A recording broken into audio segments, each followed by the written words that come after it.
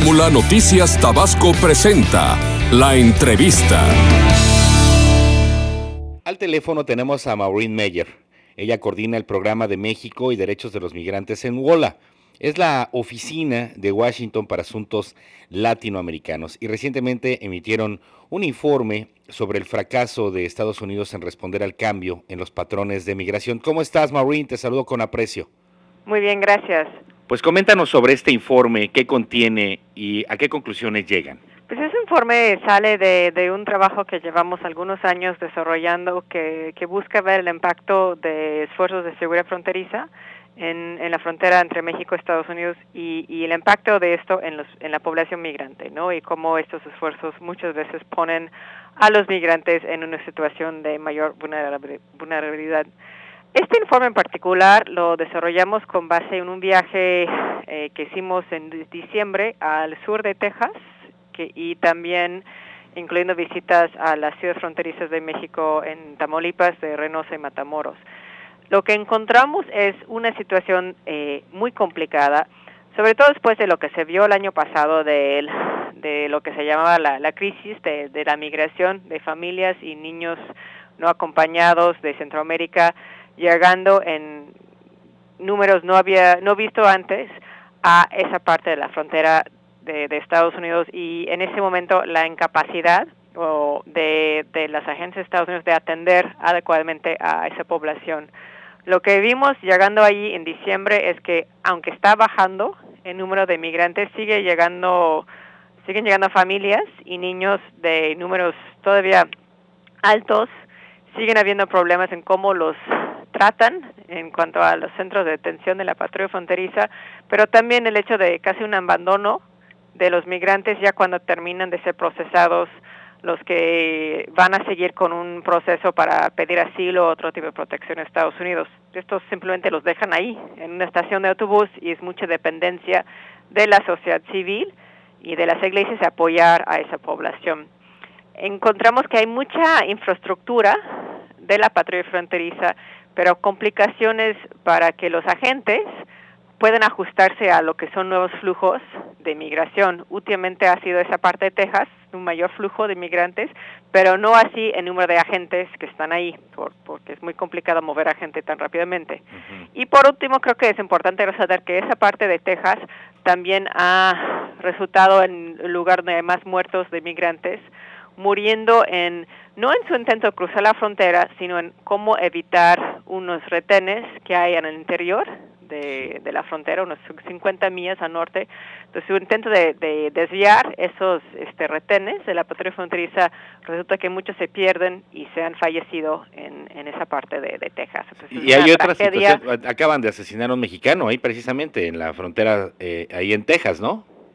Creo que sí, y otro, obviamente en el estado de Washington, claro, muy al norte de la frontera. Sigue habiendo ese tema también de preocupaciones del uso de la fuerza Ajá. de la patrulla fronteriza, sobre todo por lo que se ha visto como un aumento en el número de agentes, pero sin tener tanta énfasis en su capacitación. Fíjate, esta parte de los niños migrantes, y sobre todo los niños migrantes mexicanos, que no reciben la oportunidad de presentar su caso ante un juez. Dices que los agentes de aduanas y protección fronteriza determinan, ellos enjuician y dicen si estos niños son víctimas de trata o de persecución. ¿Cómo lo está tomando WOLA?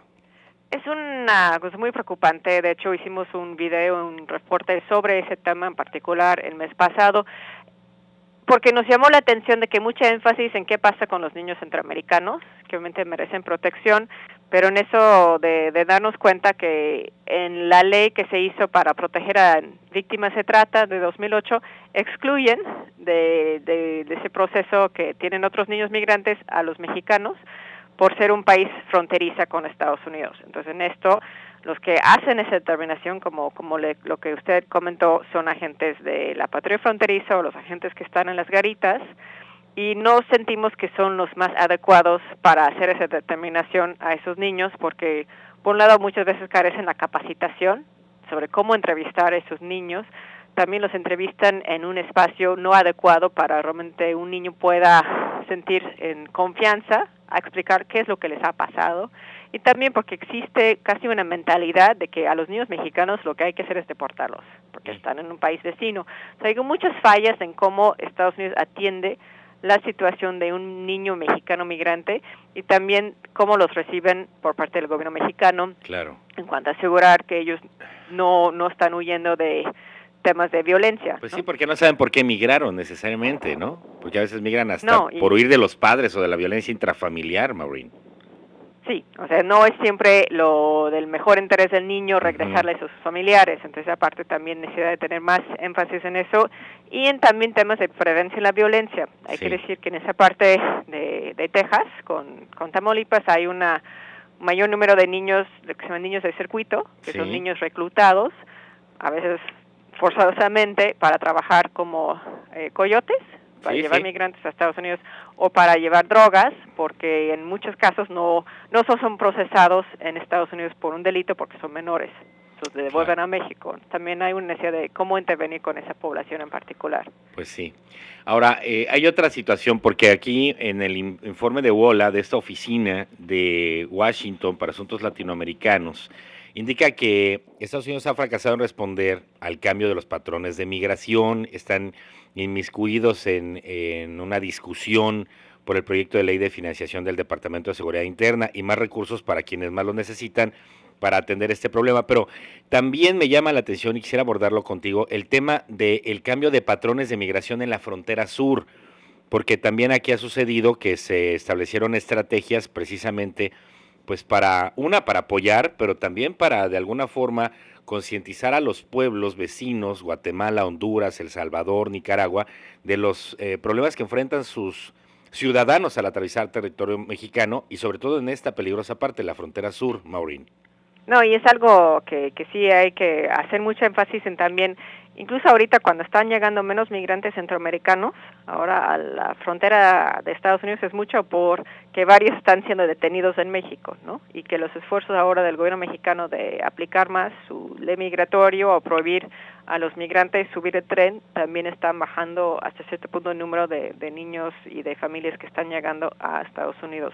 Yo creo que el énfasis en la frontera sur de México es un tema de importancia tanto como lo que usted dice de cómo educar a las poblaciones sobre los riesgos reales que hay para un migrante hacer el recorrido por México, pero también una necesidad por parte del gobierno mexicano de asegurar que a los migrantes que sí están deteniendo aseguran, como deben asegurar las autoridades de Estados Unidos, que estos migrantes no tienen una queja o una razón válida de recibir protección en este país, ¿no? Tanto en México como en Estados Unidos, muchas de esas personas de Centroamérica están huyendo de una violencia grave, temas de extorsión, de amenazas de reclutamiento para jóvenes, para ser parte de las maras, etcétera. Entonces yo creo que ambos gobiernos tienen que mejorar sus esfuerzos de asegurar que a los niños en particular y otras personas que deben recibir protección realmente la están recibiendo en estos países. ¿Con quién trabajan aquí en México, Maureen? ¿Tienen ustedes alguna representación en nuestro país? No una representación así directamente. Nosotros trabajamos mucho con organizaciones de derechos humanos en toda la República